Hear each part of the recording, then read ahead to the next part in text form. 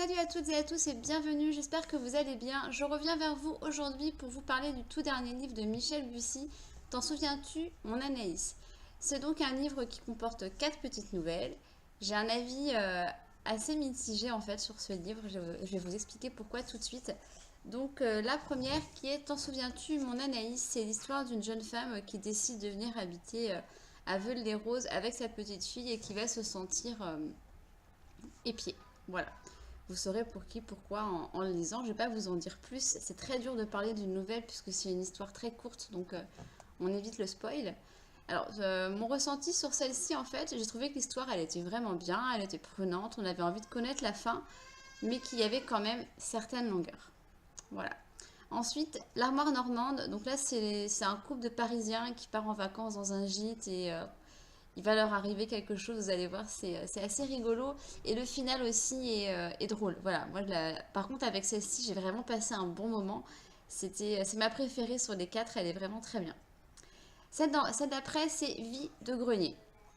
Donc, c'est un homme qui va aller dans un vide-grenier, dans une foire à tout avec sa femme et qui va tomber sur un stand en fait où une exposante vend absolument tous les jouets que ses enfants avaient quand lui il était enfant, et ça l'intrigue beaucoup parce que c'est les mêmes CD, les mêmes jouets, un cheval à bascule qui est censé être unique, pardon, et bien du coup il va le retrouver sur ce stand. Donc en fait il a l'impression que la femme est en train d'exposer leur vie, il va mener sa petite enquête et on se rend compte que le personnage est assez têtu.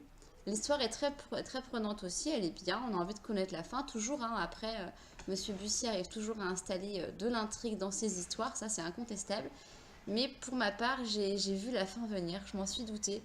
Donc quand on voit la fin venir, c'est toujours un peu décevant. Et enfin, ensuite, Une fugue au paradis. Donc là, c'est pareil en fait. J'ai le même ressenti que sur la précédente. L'histoire, elle est vraiment palpitante. Il nous tient en intrigue, mais j'ai aussi vu la fin venir. Voilà. Après que ce soit sur les quatre nouvelles, les personnages sont vraiment très attachants. Et ça, c'est un bon point pour l'auteur parce que sur des nouvelles, c'est toujours très compliqué, sur des histoires aussi courtes, bah, de nous faire nous attacher aux personnages et de rentrer dans l'histoire. Voilà, là par contre, c'est un pari réussi.